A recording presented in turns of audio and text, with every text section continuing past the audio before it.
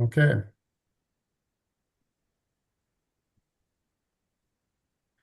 Good evening. I'm Mike Waters from Indivisible West Suburban Chicago. Thank you for joining us tonight. For those of you not familiar with us, we're a local group of action takers in the western suburbs, an area that includes congressional districts 4, 6, and 7, and a number of state house and senate districts, along with local communities.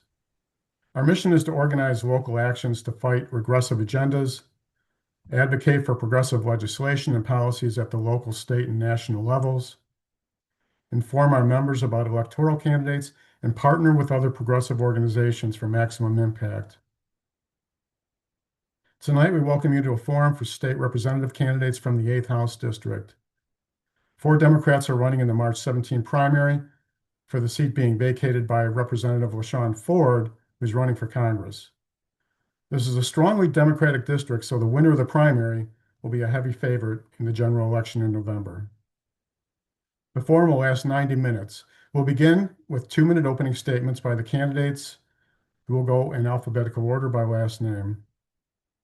I'll then pose questions that will be answered by all the candidates, taking turns on which candidate goes first. Candidates will get 90 seconds for each answer.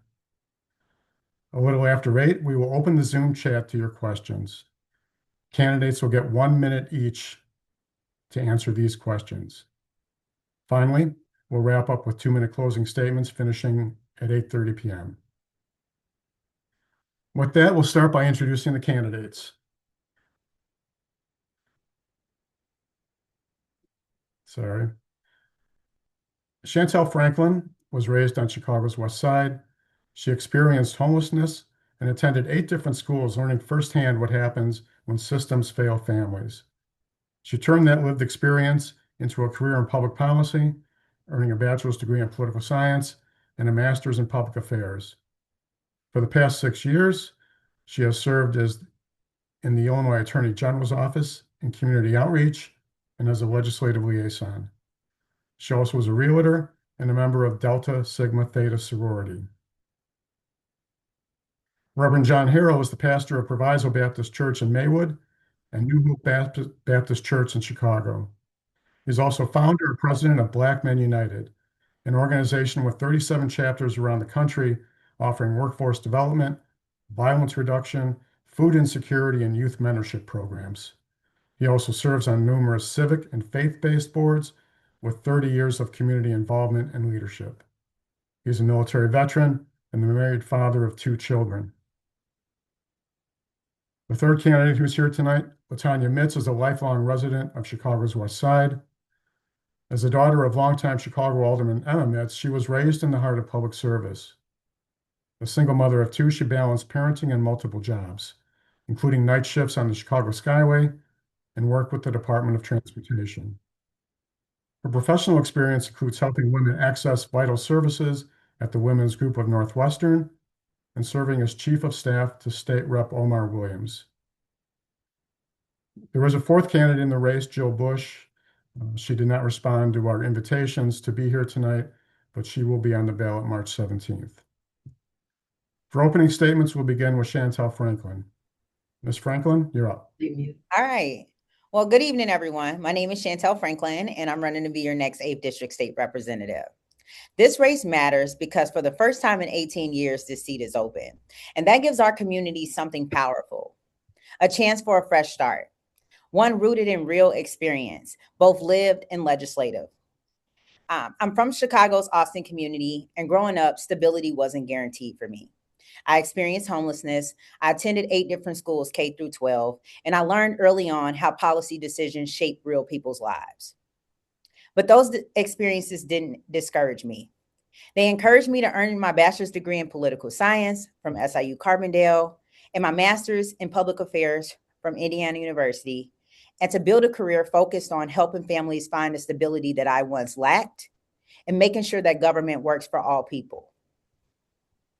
Today, I serve my community in multiple ways. I'm a realtor helping families build wealth through home ownership, a block club president organizing neighbors, and as a public service. For the past 10 years, I've worked in public policy, including 6 years in the Illinois Attorney General's office. I've worked on laws that protect consumers, that defend workers' rights. I've worked to help expand the crime victims compensation program in the state of Illinois, and of course, fight back against the Trump administration. And that's why I'm running, to bring real resources back home and to elevate the 8th District.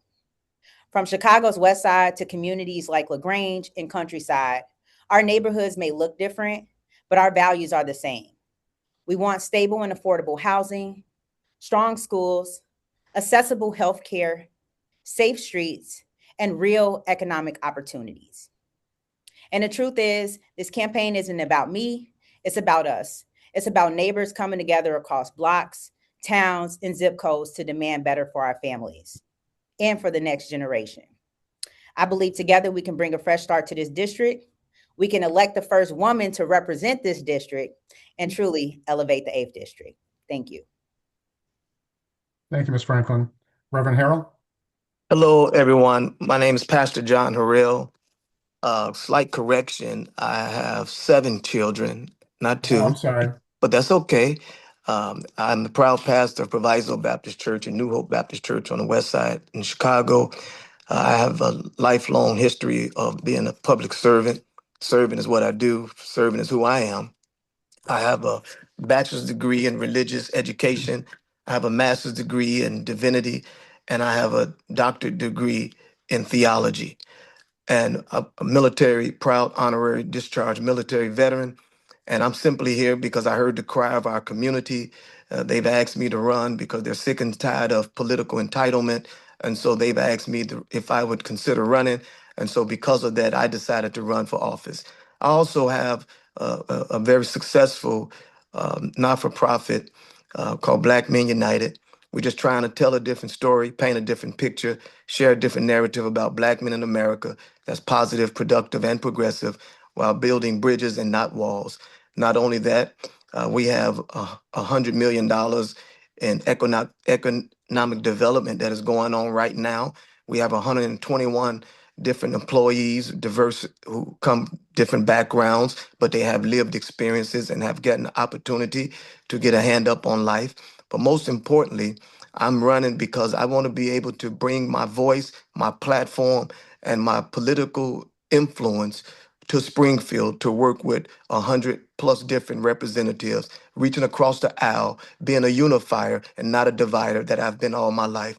But most importantly, I serve as the chairman of Global Missions for National Baptist Convention USA, with the largest, oldest religious group, African American religious group in the country. And I believe if I can work with 21,000 African American Baptist pastors, I can work with the state legislators. Thank you. Thank you, Reverend. Ms. Mitz? Hey, good evening. Good evening, everyone. My name is Latanya Mitz, and as someone born and raised in a low and moderate income community, I understand firsthand the challenges that our families face and the resilience it takes to overcome them. My life's work has been rooted into service, uplifting those striving to build a better future, whether through small business development, supporting survivors of domestic violence, or mentoring our youth. These are not just policy areas to me, they are personal missions. I like to call my campaign Mommy on a Mission. My experience as Chief of Staff for 10th District State Representative Jahario Omar Williams allowed me in that role to understand what policy really looks like, from helping families navigate through Department of Human Services to assisting with electric vehicle documentation and organizing impactful community events.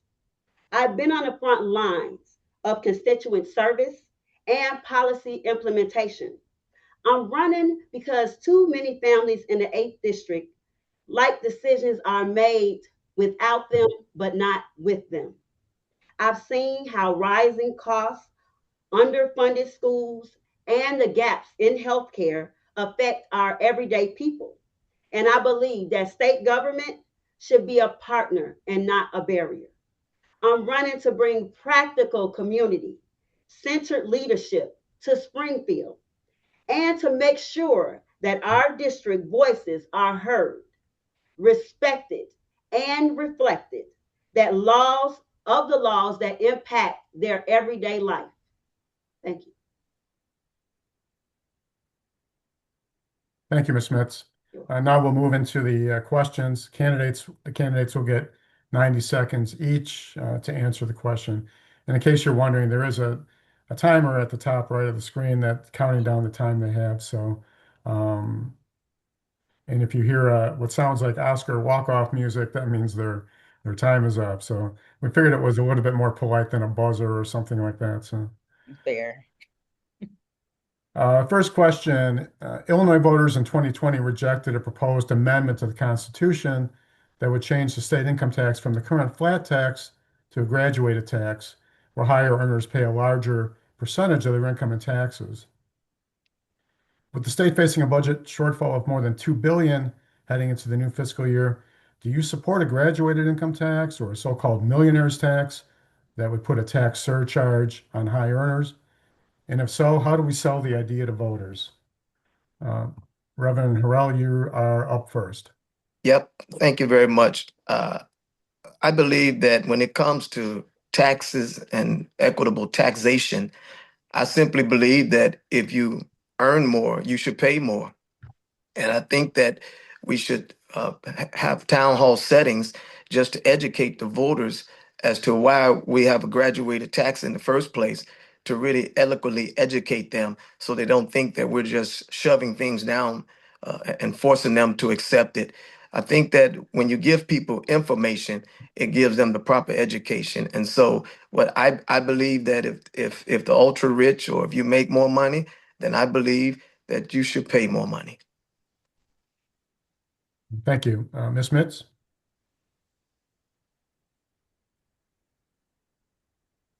More today than ever. We need fair tax rates to equal the playing field. So yes, I do support a surcharge on individuals who make over $1 million. Okay, thank you. Ms. Franklin? Yes, thanks for the question, Mike. Yes, I do support us implementing a graduated income tax here in Illinois. And that could look like, I know that this measure failed before, but I think it's important to increase outreach and actually bring people to the table to understand what the issues with the actual proposals are, as well as, pretty much pushing for people paying their fair share. I feel like now more than ever, working families cannot take any additional taxation. And so in order to sell that, especially considering the affordability crisis that we're in, we must bring people to the table and actually propose this idea. Actually, it's something that's being proposed in Springfield right now, and it's something that I would support if elected as the next state representative of the 8th District. Thank you. Next question. Given the budget shortfall, there's talk of expanding legalized gambling in Illinois. House Bill 3080 would allow internet gambling, so-called online casinos or iGaming. Proponents say it would increase the state's gambling revenue, while critics say it would cannibalize existing gambling operations and increase problem gambling. What is your position on this issue? We'll start with Ms. Mitz. So no, I do not think you need to do online gambling. I think that you're going to be our people. What online gambling will bring about is having our people to suffer more. That's creating an addiction. And we already, if you're going to be for the people, you definitely can't be for the people, and you're allowing them to possibly lose their home. You can allow kids to possibly create that as an addiction. Things like that we don't want. We want people to be able to thrive within the community.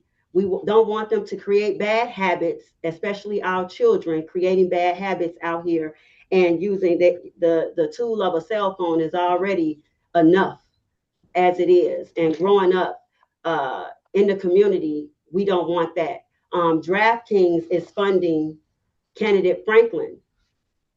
And I don't think that that there is a good thing, because again, like I stated, it can create an addiction. That's a problem that we will have. And you can't say that you're for the community and the people. And in one of our biggest areas in the Austin community, we know that they suffer from a numerous of different things.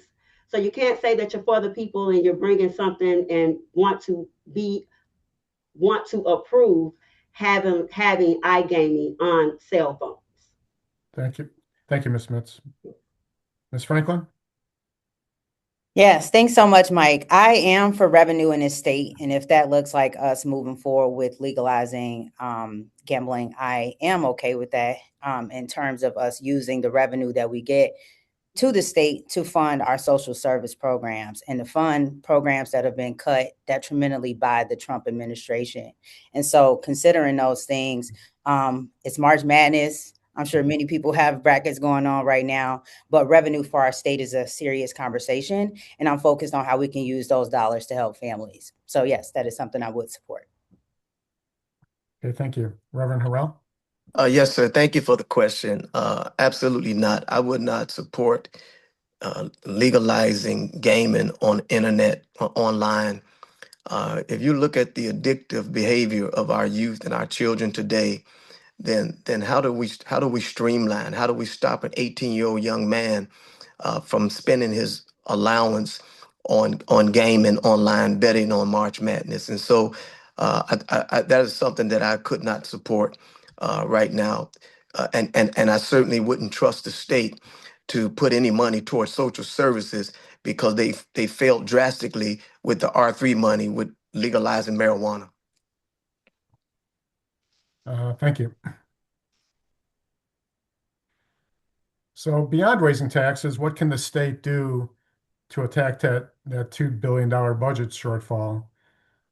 Please discuss a couple of areas where the state could reduce spending or find efficiencies. We start with Ms. Franklin. Yes. So when I think about the state budget, I'm the only candidate in this race that actually has experience working on state budget and advocating for state budget items. That being said, I do think that we have to take a closer look at our agencies, specifically one agency I think about is the Department of Corrections. While the population in our state prisons has continued to decrease, we've still seen a growth in their budget. So that's one example of a state agency I think that we'd have to take a look at. In addition to, as I mentioned before, supporting additional revenues in this state. And it's interesting that each of these candidates on here said that they wouldn't support new revenues in this state, but I'm sure if elected, they would vote to support new revenues in this state. And so that being said, I think we need to just take a closer look at our state agencies and cut where we are overspending and or funds are not being utilized and being rolled up. Thank you, Reverend. Yeah, first of all, I didn't say I didn't support new revenues. I just said I wouldn't support a particular revenue. I think the first thing we got to do is look at where we're overspending at and where we got to trim the fat off the pig. And so, I support new revenues outside of online gaming. I support new revenues. There got to be ways that we can come to the table and find out how we can have consistent conversations and dialogue about what the budget looks like. When you talk about not having experience with budgets, it's real common sense. I can look at IDOC and tell you that they're overspending because they spend the same money on uniforms when all they're doing is recirculating the same uniforms. And so we just look at common sense practices that make sense for communities to make sure that we're not overspending in certain areas. And the only way we can take an educated look is to be at the table. So many times we have not been at the table, and that is the reason why our communities have been on the menu. Thank you. Ms. Mitz?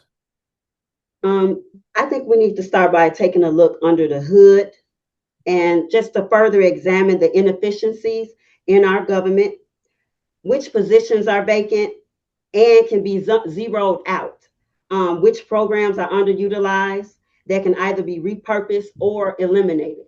Furthermore, we need to prioritize the revenue streams that rely on non-Illinoisans residents and high-income earners.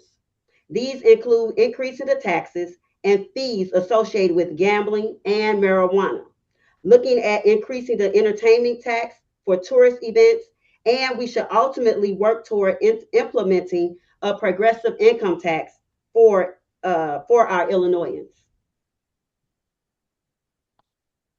Okay, thank you very much. Excuse me. Provisions of President Trump's Big Beautiful Bill will significantly reduce Medicaid payments to Illinois in coming years. In addition, many Illinois residents who get their insurance through the Affordable Care Act market are seeing their premiums go up significantly because of the end of the ACA tax subsidies. What can the state do to ensure that low-income residents of Illinois continue to have access to health care? And we start with Reverend Harrell. Yes, sir. Yeah, I think the first thing that falls in line with finding new revenues. I think that in order to help those who have not to be able to afford their health care and Medicaid services and things of that nature, I think we need to look at new revenue streams and attach the revenue streams to incentivize to offset the cost of the medication and the various health care that they'll be losing support on. And so, yeah, I just think that we got to find new revenues.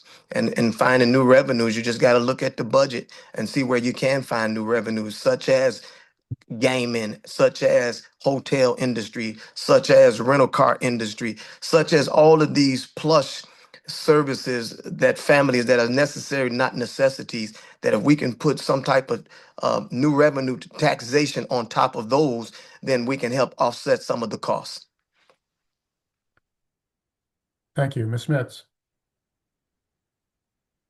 I think we need to ensure that our healthcare providers stay in business and operate in our communities. That's first and foremost. Cracking down and increasing the penalties. Medicare and Medicaid fraud is necessary. Necessary first steps that we need. Second, I think we need to improve our workforce development programs to ensure a highly quality talent pool of nurses for the CNAs and other crucial members of the healthcare ecosystem. Finally, I think that the state should examine any and all legal resources against the Trump administration, illegal delays, and withholding of various healthcare funds, and the state and our healthcare ecosystem that's what they reasonably rely on. Thank you. Ms. Franklin. Yeah. So I believe that healthcare should be a right and not a privilege. And in too many of our communities, cost and access is still keeping families from getting the care that they need. I believe that Illinois must expand access to the affordable coverage and by strengthening Medicaid, protecting the ACA, and making it easier for working families and small businesses to get insured. We also need to invest in our community health centers, our safety net hospitals, as well as somebody's putting something in the chat. I know you guys asked for that not to be done. But yeah, I also wanted to say we need to invest in our community health centers, our mental health services, maternal care, especially in neighborhoods that have been historically underserved, like Austin. So in terms of policy, I will fight to lower healthcare costs by supporting policies that cap prescription drug prices, that expand preventative care, and reduce medical debt. As someone who has seen how trauma, gun violence, and housing instability affects our health, I will push for a more holistic approach that treats health as both a medical and a community issue. But I also want to notate that I come from the office that has been on the front line fighting against these unlawful policies that the Trump administration has been putting forth and the harmful cuts that they've been putting forth as well. We filed about 55 lawsuits since he's taken office, and I'm proud to stand and come from the office that has actually been on the front line fighting against Trump, not just speaking how they plan or would want to fight against Trump. Thank you. A reminder that we've asked people not to put comments into the chat. We've asked people not to put any comments into the chat before we signal you that it's okay. So we will not recognize any comments that are put into the chat now. So we ask you to please follow our request on that. So next question is a 2015 state law prohibits state pension funds from investing in companies that boycott Israel. Two proposals in the legislature, House Bill 2723 and Senate Bill 2462, would repeal that restriction. What's your opinion on this legislation? And I think we start with Ms. Mitz. Can you repeat that question again? Sure. A 2015 state law prohibits state pension funds from investing in companies that boycott Israel. Two proposals in the legislature, House Bill 2723 and Senate Bill 2462, would repeal that restriction. What's your opinion on this legislation? In other words, should state pension funds be able to invest in companies that boycott Israel as a form of protest? So yeah, that question is a little complicated. As it pertains to pension funds and to repeal this for Israel, I would say that that question is just a little complicated. Okay. Miss Franklin.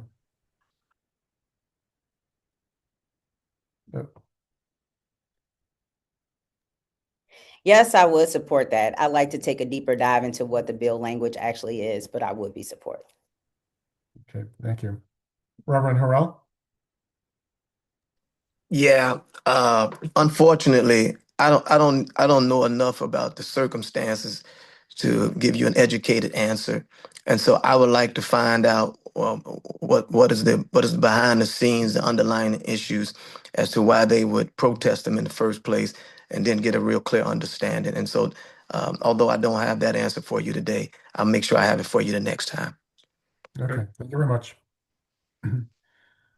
So next question, Illinois faces a housing crisis. Some researchers estimate a statewide shortage of 142,000 units and forecast that Illinois will need to double its production rate during the next 5 years to meet demand.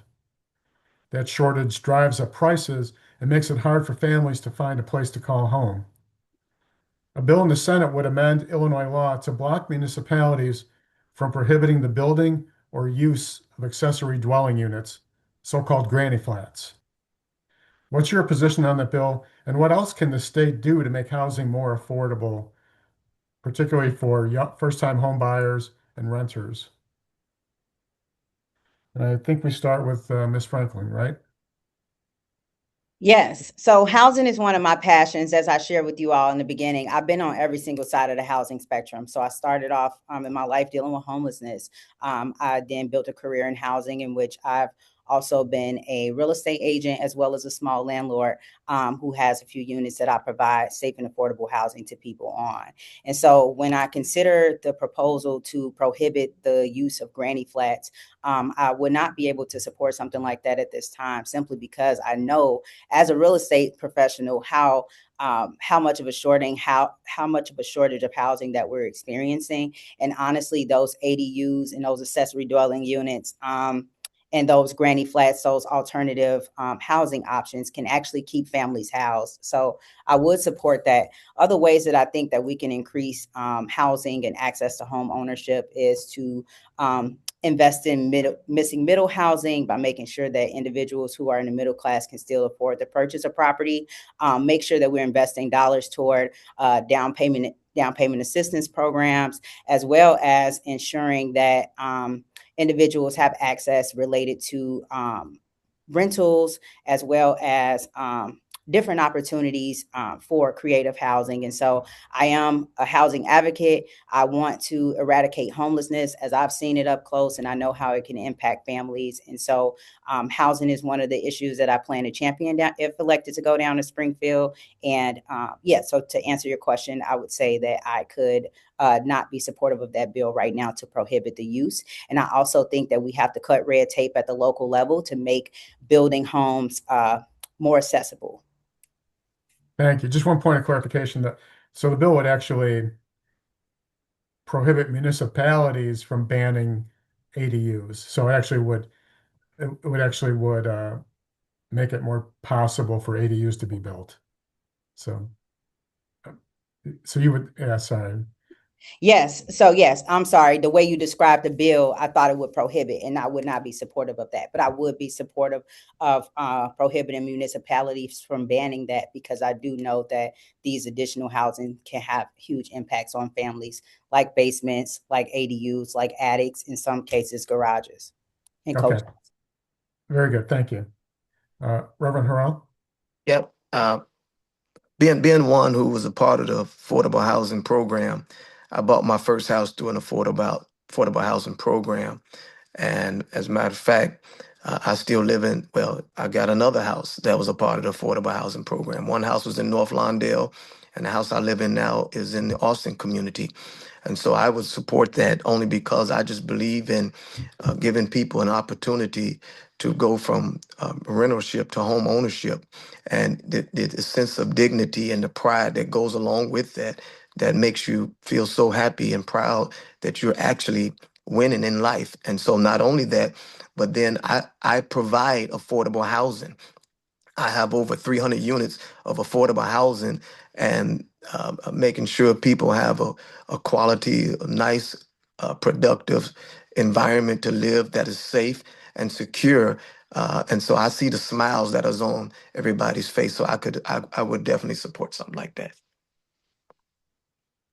Thank you. Ms. Metz?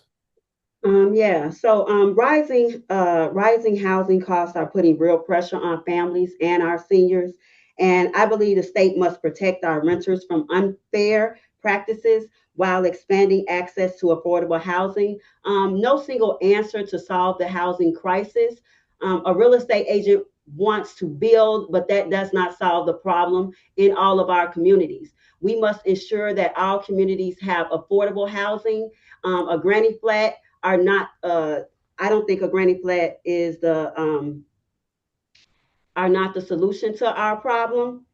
I would support policies that prevent displacement and work with local partners to increase safe, affordable housing options.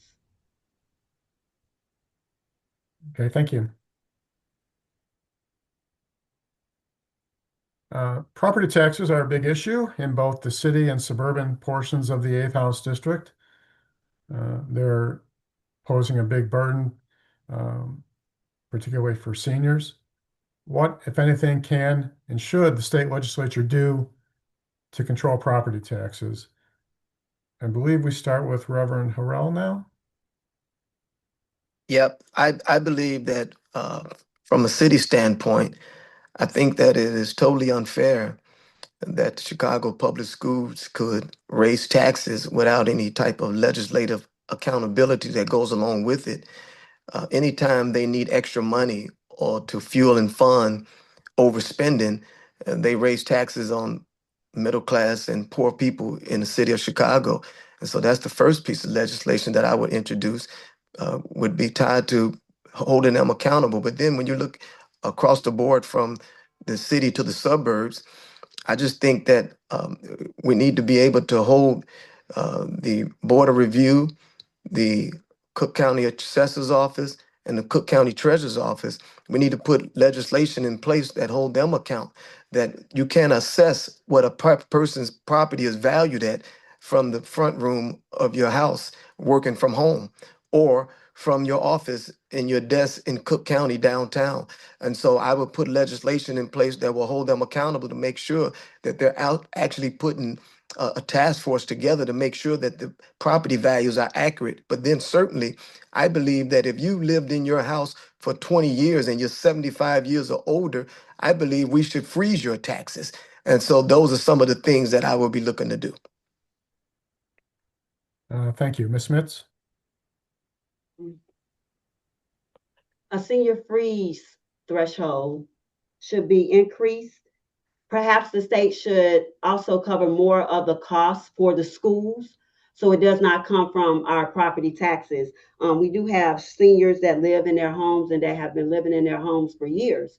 So to know that their property taxes have been on an uprise, that is a little disheartening to know that they've lived in these homes all of these years and now the property taxes has arisen on them and they're unable to afford them, which could mean only one thing: they will probably lose their property. So if we can find so where we can get more of the cost for the schools, or find money somewhere where we are able to get this, so we're able to get our seniors and keep our seniors in their homes. Thank you. Ms. Franklin. Yes. So I believe that high property taxes are crushing our working families and our seniors, including myself. I experienced a 400% increase this past tax cycle. And so as a state representative, I will focus on real solutions. You've probably heard my opponent speak about policies that already exist. But first, to provide immediate relief for homeowners, I would expand the homeowners exemptions, strengthen the senior freezes, as well as implement a circuit breaker legislation so that taxes are tied to a family's ability to pay, as opposed to they're just rising overall. And so also I support ending the unconstitutional tax sale system that has been burdening families on the South and West sides in a way that they've lost their properties to relatively lower debt. Second, I say that we fix the system and not just the bill. I believe that Illinois relies too heavily on property taxes because the state underfunds our schools. So I would push for fair, sustainable state revenue so that local governments aren't forced to keep raising property taxes just to provide basic services. And then third, and I would fight for accountability and fairness. So fair and accurate assessment, stronger oversight so that homeowners aren't overassessed while large commercial properties get special treatment. But then also the offices and the taxing bodies that are implementing property taxes, they should increase their community outreach as well as their education regarding the certificates of errors as well as property tax exemptions. Thank you. Thank you. Which segues nicely into the next question about school funding. Illinois school funding model, which was enacted in 2017, prioritizes equity by directing state funds to the most under-resourced school districts. It set adequacy targets for each school district with a goal of full funding by 2027. While progress has been made, only 30% of the school districts in Illinois are at least 90% of the way toward that adequacy target. And it would take an additional $3 billion a year, which is a 30% increase in state education funding, to hit the goal. So what can the state do to try to hit that goal? Is it even possible? Should we even try anymore? I believe we're on Miss Mitz now, is that right? I think it should be a graduated income tax. Okay. To the point. I like that. Miss Franklin. To the point. Thanks so much. As somebody who attended 8 different public schools growing up and have watched how inadequacies and underfunding has impacted our communities, even with attending my local school councils, to hear how bad our students are struggling, I think it's going to be important that we continue to push the fight for fully funded schools. And I would recommend that we move forward with taxing the rich and making sure that we have a more graduated income tax, and so that people who can afford to pay can pay a fair share. And I do think that we must continue to fight to fund the schools because, like I said, nobody knows how tough it is to navigate the school system as I did with attending 8 different public schools, and having an opportunity to then get a bachelor's and a master's degree pretty much doesn't happen. And so I will forever be an advocate for the students. I'm grateful to have educators who have endorsed me in this race. And I'm looking forward to fighting for more as the next state rep of the 8th District. Thank you, Reverend Harrell. Yes, sir. Yep. I believe that we got to make it equal across the board, and we got to find other taxing revenues to help fuel and fund the inadequacy that is going on in education, not only in the city of Chicago, but across the state. I believe that we can reach the goal, but we got to be able to hold each school district, each school in itself accountable for the money that they spend, that they can't take lavish trips and ride on planes, private planes, that they have to be held accountable for how they're spending money that they can be putting toward our youth. Okay, thank you. So the state of Illinois has an unfortunate history of public corruption and pay-to-play politics. What should be done to toughen ethics laws in Illinois? I believe we start with Ms. Franklin.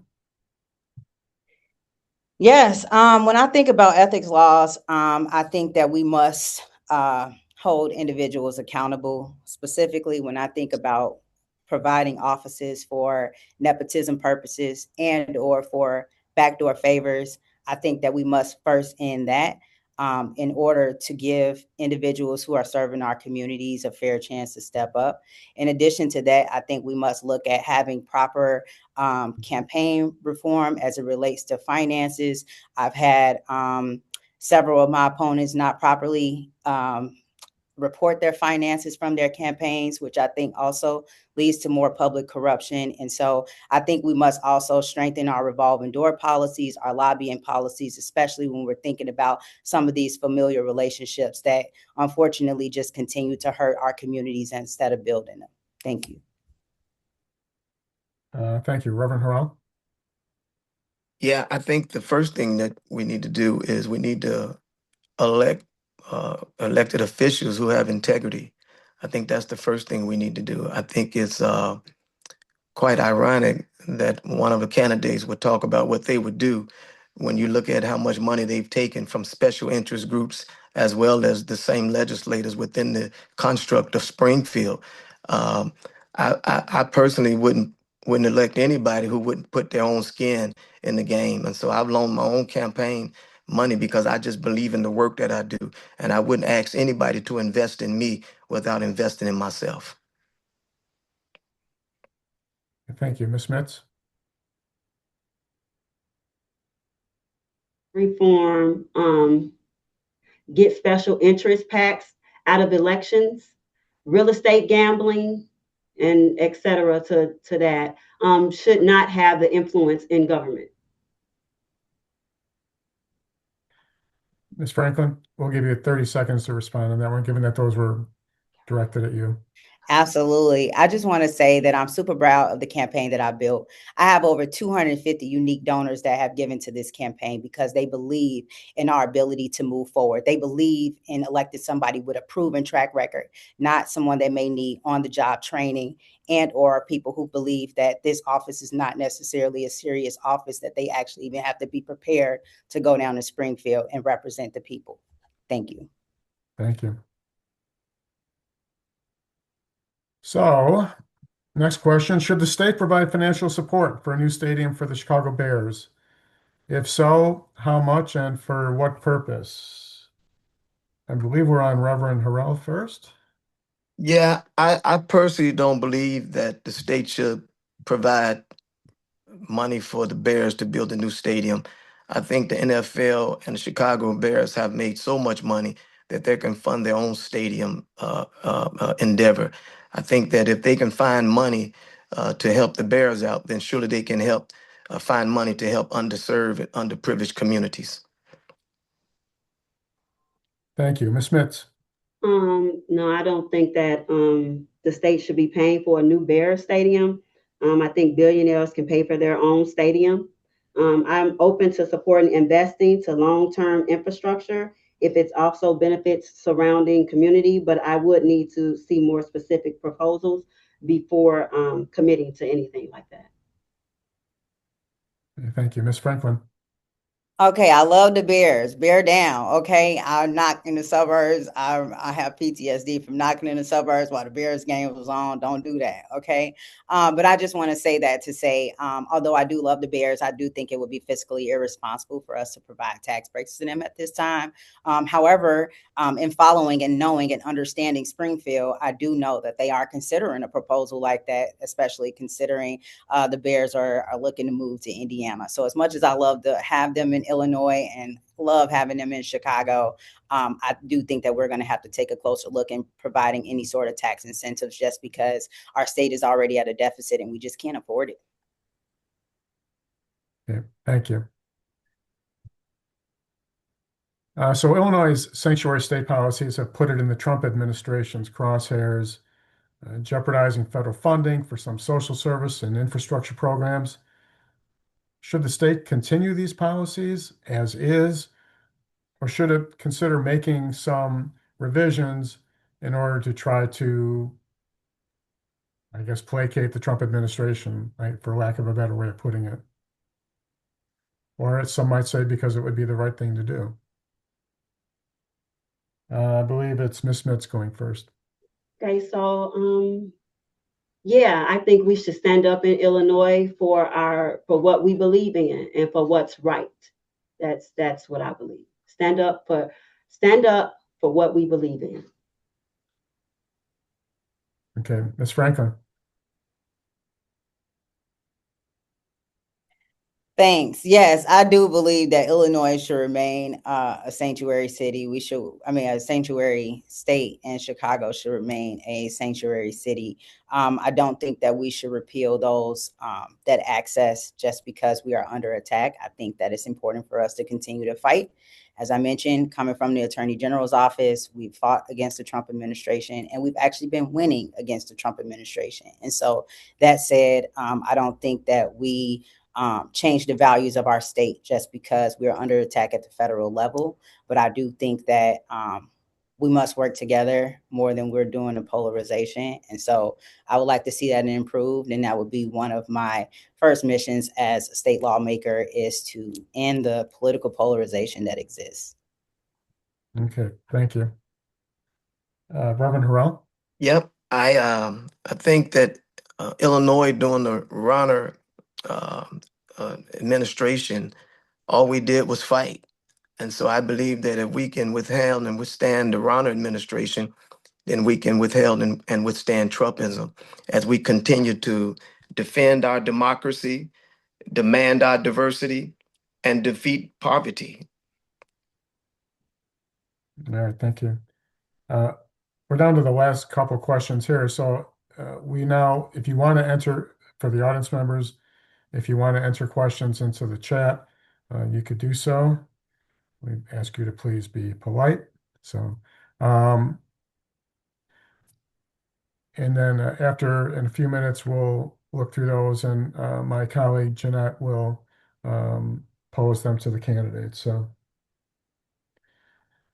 So one issue that has been important here in LaGrange and in some neighborhoods on the west side is flooding. Is there anything that the state can do to help address that problem? I think we're on Ms. Franklin, is that right? Mary Ann?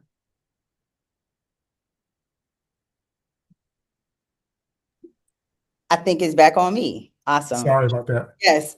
So related to flooding, I am aware of how this impacts our communities in different ways, but we're all feeling it. Specifically on the west side of Chicago, we had flooding back in 2023. My own property, the whole basement was ruined. I had tenants that had to move out, and I had to completely restore with no actual funding available to help out with that. I would also say more specifically, this past summer, we just had funding. We just had flooding, but then we also had the funding denied from the Trump administration. But then when you think about places like LaGrange and areas where it is January, getting unprecedented rain that is unfortunately putting people's properties underwater. I've seen pictures. I've had a chance to visit with some of those people who have been experiencing that. And what I believe the state can do is invest, and the state representative that is elected to this seat will need to be down there advocating for resources, for flooding, for both tails of the district, right? Not only for our seniors in the Austin community who've been living in their homes and experiencing this, but also still living in some of those unreasonable conditions, where they have mold in their basements, where that some of their houses still haven't been restored. And so when I think about that, and then I'm also in turn think about what people are experiencing in the LaGrange area, I think it's important to have a state rep that's going to allocate the appropriate resources. And with talking and being proudly endorsed by the village president of LaGrange, Mark Kukler, I've learned that there already exists a plan, but there needs to be funding properly put into place. And so that's something that I would be advocating for as the next state rep of the 8th District. Thank you. Reverend Harrell? Yes, sir. It's not something that I look to do. It's something that I already do. It's part of serving. It's part of advocacy work. It was me who was behind the scenes working with Attorney Deidre Bowman and along with Roman Morrow on the west side of Chicago that was escalating things behind the scenes with the help of Alderman Emma Mitz, asking FEMA, demanding FEMA, having various town hall settings in which I never saw Miss Franklin on the front lines. And so if you want somebody to advocate, you need somebody who's not afraid to lend their voice. Ms. Mitz?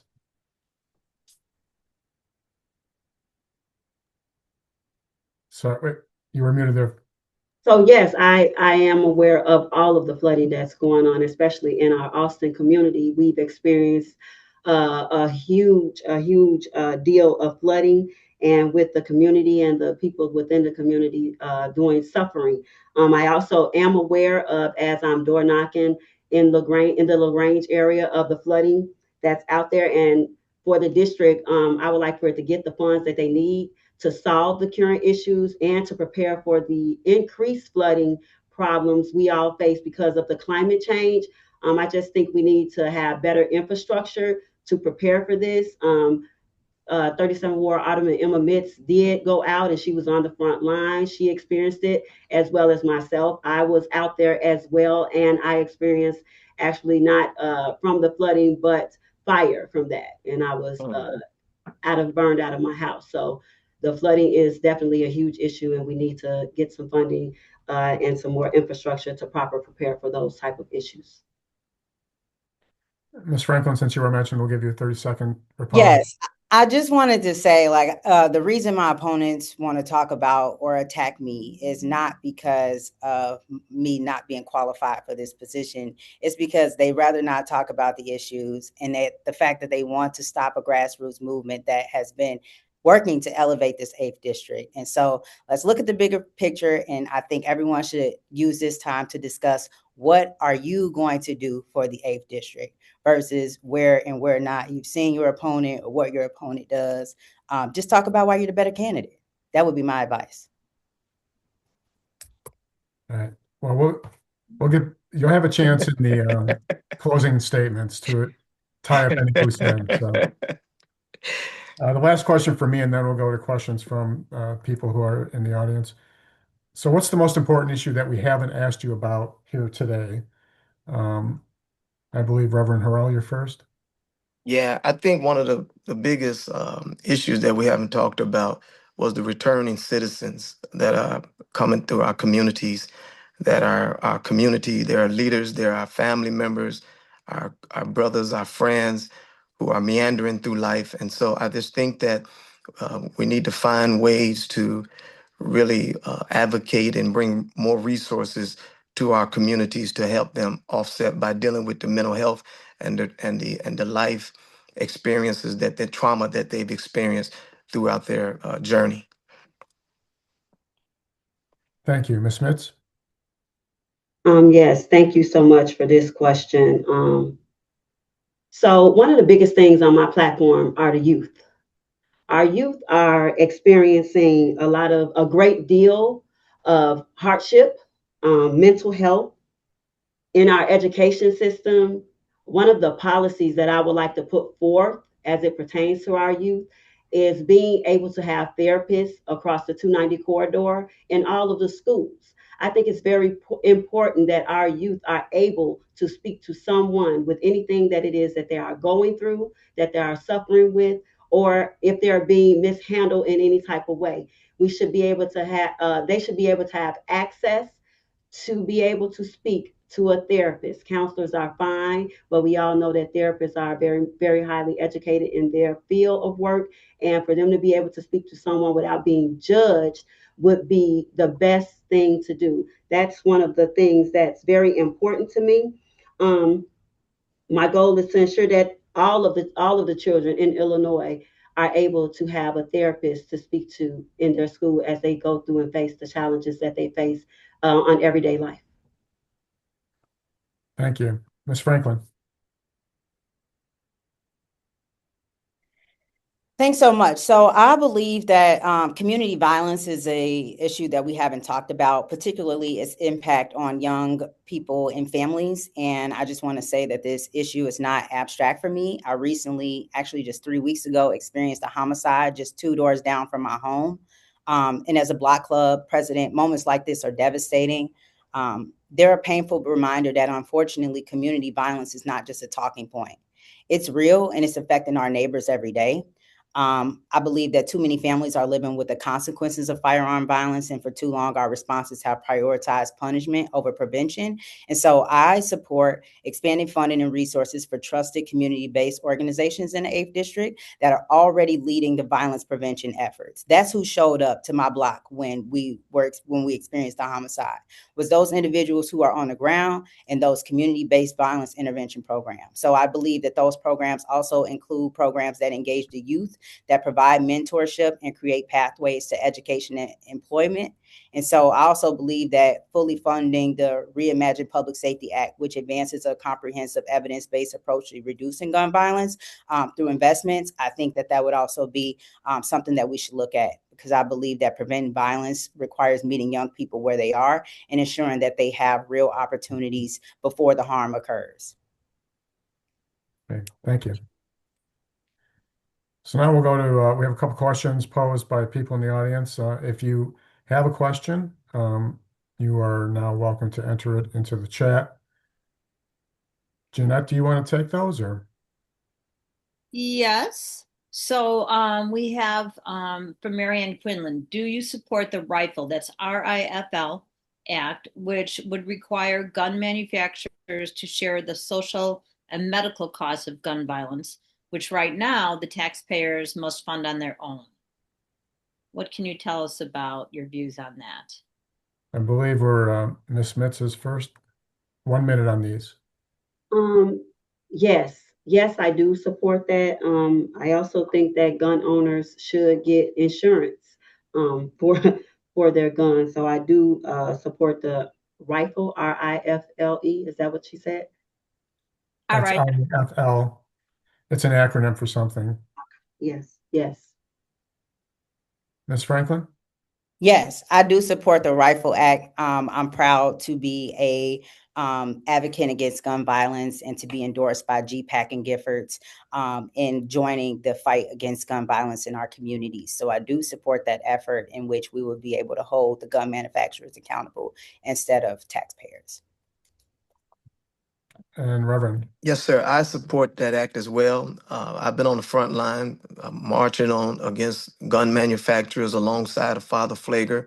Wherever gun violence is, we try to be there with so much of it going on around our city, just to try to be an advocate, but making sure that people are being safe in our communities. And so I would really support that.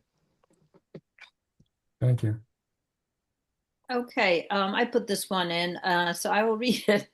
So while you've been out, I assume talking to people all around in district, from north to south, east to west, what's coming up on their minds right now? What topics seem to be important in all areas of the district? Anything that has surprised you?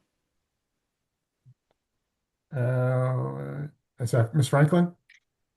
Yeah, so I would say one thing to note about the 8th District is it's a tale of two districts. You got the Austin community that is historically underserved, under-resourced, and ridden with crime and violence. And then you have these suburbs in which they are very affluent suburbs and just experiencing many different things. But I'll tell you one thing that has been consistent across the board, and that's affordability. That's how the cost of living right now is impacting everyone at different stages, whether you rent, whether you own, whether it's property taxes, whether it's groceries. The costs right now are just really have people in a chokehold. And I think it's important for us as aspiring lawmakers to think about ways that we will be able to relieve that for people because we're all feeling it. And so I would say, to answer your question, Jeanette, across the board, it's been affordability. Even in a tale of two districts, affordability looks different, but it's something that is impacting all of our families. So thank you. Reverend Harrell. Yep, I was going to say that the one thing that I was talking across the district that everyone has experienced is this opioid epidemic. The same opioid epidemic that is in Austin community is in these affluent suburbs. And then also the affordability has been a constant conversation about the high property taxes. That has been a real hot buzz. Thank you. Ms. Metz, what appears to be top of mind for the voters you've met? Yes, so not having enough resources. A lot of voters that I do meet explain that one, they haven't seen their representative ever, and that they don't have the resources to be able to even handle some of the situations that they struggle with. So one of the things that I would love to do is, since my district is kind of broken up from the city and then the suburbs, is host town halls and bring everybody to the table so that situations and any instances of things that they are going through, that it can be discussed and brought about and talked about amongst each other. Resources, and then of course property tax and the flooding, which we've already discussed. All right, thank you. There are no other questions in the chat, so we'll move on to closing statements. 2 minutes. Reverend Harrell, you're up. Yep, I just want to say thank you all for allowing us to have this platform on tonight and to just make sure that um, uh, just look at the track record. If you go to Google, Google will tell you everything you want to know about a candidate. And all I'm asking is that you just make the right choice in who you decide to send to Springfield. But regardless of whoever goes to Springfield, I want to say that I'm willing, I'm able, and I will be working with them to make sure that all of our communities are safer, or better, and affordable. And so I want to say thank you so much to all of you all. And whatever you do, forget those other punch numbers and just remember punch number 73. Thank you. Ms. Metz. First of all, I just want to say thank you, Indivisible, for having this forum tonight. Thank you for everyone that took the time here to come out and engage with us in conversation. What I hope you take away from tonight is that the campaign is rooted in listening.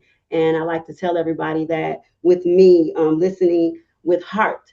I believe that our state government works best when it reflects on real experiences, and that's real life experiences that the people that represent us. Working families, our seniors, our students, and our small business owners within the 8th District. If elected, I will bring your voice with me to Springfield. I will show up, I will listen, and I will work to advocate for you and to strengthen our schools, make healthcare more accessible and affordable, and ensure that our working families have a fair shot at success. My opponent says that she is from grassroots, but she is an established candidate funded by corporate PACs. The Reverend and I are on the ground meeting real people where they are at, and they are out, and we see them and we hear them. I am the candidate with heart. I understand stewardship. I understand showing up. I am not most polished, but I have the most actual experience, and I will be the best state rep. Remember, Mommy on a Mission, Latanya Mitz, candidate for state rep of the 8th District, and Punch 71, first on the ballot. Thank you, Ms. Metz. Ms. Franklin. Wow, I should have wore a bulletproof vest with all these shots, like seriously. But I'll give my own closing statement. Thank you to the Indivisible team and everyone here tonight. I just want to say that this race is not about nepotism, nor is it about favors. It's about who actually knows how to fight for you. I'm 20 years younger than others in this race, but I'm also the only candidate with real legislative experience, a policy background, and a proven track records of results. I've stood up to the Trump agenda and fought for our communities, protected workers, expanded crime victims' compensation in the state of Illinois, advocated for hundreds of thousands of dollars in grants for our communities, and I look forward to doing even more. I want to say that our district can't afford on-the-job training or concepts of an idea. I have real plans to improve our housing, education, healthcare, and real economic growth across a tale of two districts. And for the first time in nearly 2 decades, we get a chance to move away from career politicians and have the opportunity to choose leadership that reflects who we are today and where this district is ready to go. Because this moment does not call for connections, it calls for courage. And I'm ready to lead. Let's elevate the 8th district. Thank you. Thank you. Thank you, Ms. Franklin, and thank you to all of you for participating. We appreciate your time. A reminder to everyone that we will be distributing a link to a recording of this forum. So you are welcome. We encourage you to share it with other voters in the district, friends, family members, neighbors. And we urge you all to vote. Early voting started today in the Cook County suburbs. We also remind you that we posted today on our website, indivisiblewsc.org. We posted our voter guide, which has detailed information on candidates in 8 local races, including this one, which includes the candidates' responses to the questionnaires we sent them. So I urge you to take a look at that voter guide, and as well let others know about it. Share that information, because an informed electorate is a good electorate. So thank you for coming tonight. We appreciate your time and your interest, and we hope that you will remain involved in Indivisible West Suburban Chicago, indivisiblewsc.org. Sign up to get our newsletter, which will keep you informed of all the activities we're involved in. Thank you very much, and good night. Good night. Good night.